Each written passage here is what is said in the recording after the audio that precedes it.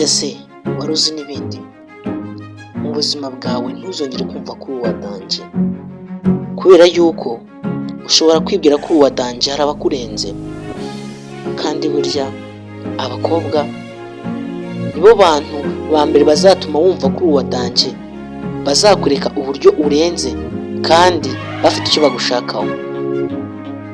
Ese wari uzi ko umukobwa akwemera uko afite ikintu agushakaho? Nimba uri umukene ntabwo uzigera ujya imbere y'umukobwa umubwira ko uri uwa danje, icyo gihe azakubona nkaho ntacyo umaze. Bitavuze yuko wenda ushobora gushaka nawe amafaranga, ariko se ibi ngibi wari ubizi? Nshuti yanjye, isi ni gatebe gatoki, isi ihora ihinduka, isi ntabwo isakaye, kandi burya amafaranga ntagira nyirayo. Ibyo rero ntibikaguhe kwigira uwa danje, biguhe kuba ufite ubutunzi uyu munsi, ejo bishobora guhinduka ugasanga ubaye imbwa. Abakwitaga uwa danje bakagufata nkaho utigeze ubaho mu buzima.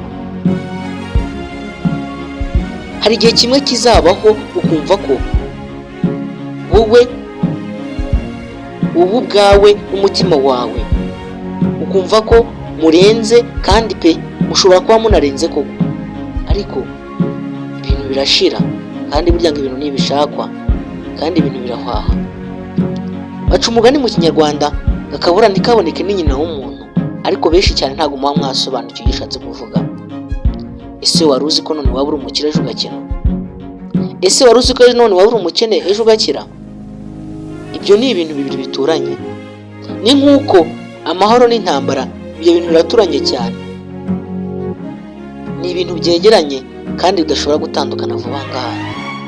Nshuti yanjye, tuzatubana mu biganiro bigiye bitandukanye, ariko menya ko iyi si ntabwo isakaye kandi isi ihera ihinduka.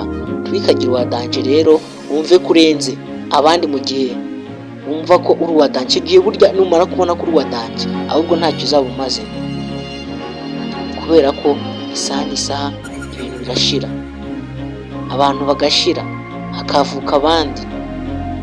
Aha turi hahoze abandi, kandi natwe tuzahava haza abandi. Niyo mpamvu gira neza wigendere.